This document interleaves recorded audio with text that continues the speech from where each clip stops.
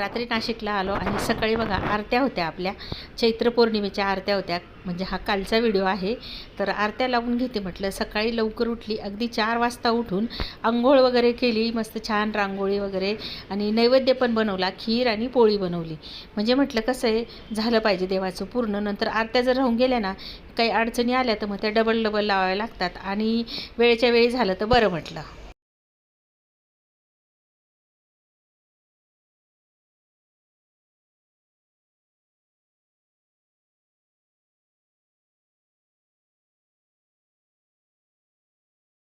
आमच्याकडे चैत्र पौर्णिमा आणि दांडी पौर्णिमा आणि राखी पौर्णिमा म्हणजे रक्षाबंधनची पौर्णिमा असते ना, नारळी पौर्णिमा, त्यावेळेस आरत्या लावल्या जातात. म्हणजे आमच्याकडे पौर्णिमेच्या आरत्या आहेत. प्रत्येकाच्या वेगवेगळ्या असतात ना, म्हणजे त्या पद्धतीने प्रत्येकाने कराव्या. पण अशा ह्या एवढ्या तर बनवल्या जातात सगळीकडे. नाशिकला आल्यानंतर तुम्हाला तो व्हिडिओ मी शेअर करणारच आहे लवकरच. आणि आता जरा गडबड आहे सगळ्या गोष्टींची, तर ती काय ती पुढे तुम्हाला व्हिडिओमध्ये सगळ्या कळणारच आहे. तर बघा, आता चांगलं मस्त असं नैवेद्य वगैरे देऊन झालेला आहे, आणि पूजा पण माझी आता सकाळी झालेली आहे, आणि आरत्या लावून झाल्या ना, आता माझ्या मनाला अगदी समाधान वाटतंय. सकाळी उठून मी बाकीचा व्हिडिओ नाही शेअर केलेला. मी आरत्या बनवल्या, म्हणजे दिवे बनवले वगैरे. आता मी आरत्या म्हणतो, दिवे बनवले, नंतर देवपूजा वगैरे सगळं झालं. आरत्या लावताना मी तुम्हाला व्हिडिओ शेअर केलेला आहे, कारण ना खूप घाईघाई आहे आज सगळी. आज जायचं आहे पुण्याला, तर पुण्याला जायचं आहे, तर त्याच्यामुळे म्हटलं चैत्र पौर्णिमा आहे आज, आणि चैत्र पौर्णिमा ही सगळ्यात मोठी पौर्णिमा. धनदाई मातेची पण इकडे आता आपली यात्रा चालू आहे, तसंच गडावरची पण यात्रा चालू आहे. जवळजवळ चैत्र पौर्णिमेला सगळीकडे देवींच्या यात्रा असतात, आणि देवीला असा म्हणजे ही आरती ही लावलीच गेली पाहिजे देवांना, देवांपुढे उजेड पाडलाच गेला पाहिजे. तर चला, माझा हा व्हिडिओ तुम्हाला कसा वाटला, अगदी छोटासा व्हिडिओ तुम्हाला शेअर केला आहे, कमेंट करून नक्की सांगा. व्हिडिओ आवडला, चॅनलला नवीन असाल सबस्क्राईब करायला मात्र विसरू नका. चला तर व्हिडिओला सुरुवात करूया.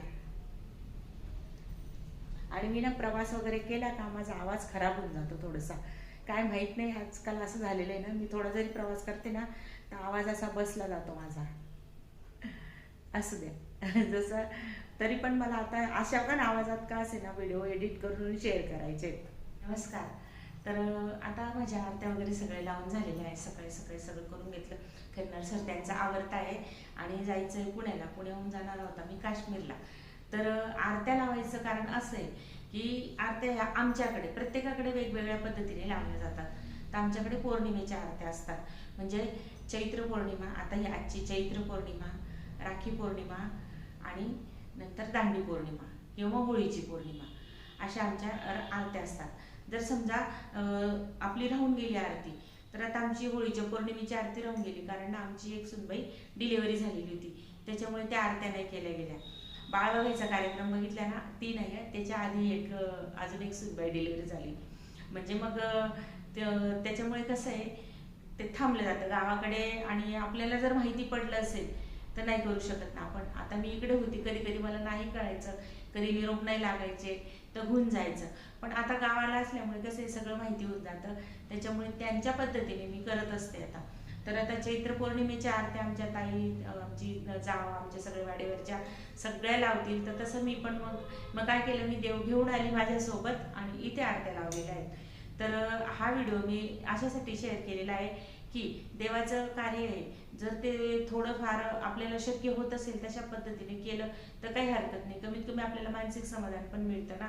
आणि काय नाही, वर्षातून आमच्या तर 3 किंवा 4 असतात, त्याच्यामुळे एवढं काही त्याचा काही ताण नसतो. 11 दिवे करायचे किंवा 21 दिवे करायचे आपल्या याच्याप्रमाणे. म्हणजे जर तुमची इच्छा असेल तर तुम्ही 21 करा, 11 करा, आमचं असं आहे. कधी कधी मी 21 पण करते, आज मी 11च केलेले आहेत. कारण काय, आता आहोत मी आणि खैरनार सर, खाणार किती आपण, खाल्ले गेले पाहिजे. मग परत गाई कुठे शोधायच्या सिटीमध्ये, गावाकडे कसं गाई असतात, थोडंसं गाईला पण दिल्या जातात जर समजा नाही खाल्ल्या गेल्या तर अशा पद्धतीचा आजचा व्हिडिओ माझा आहे.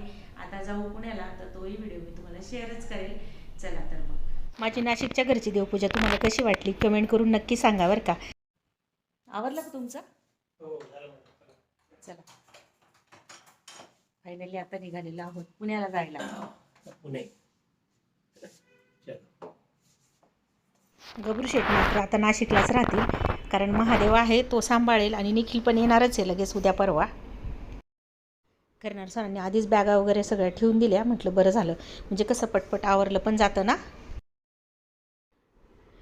तर चला, आता पुण्याला गेल्यानंतर आपले व्हिडिओ पुन्हा सुरू होतील. आता बघूया नेट वगैरे कसं मिळतं तिकडे काश्मीरला गेल्यावर, त्यावर पण डिपेंड आहे. आणि आजचा हा व्हिडिओ ब्लॉग तुम्हाला कसा वाटला कमेंट करून नक्की सांगा. व्हिडिओ आवडला, चॅनलला नवीन असाल सबस्क्राईब करायला मात्र विसरू नका. चला तर मग भेटूया पुन्हा छानशा व्हिडिओमध्ये. तोपर्यंत बाय.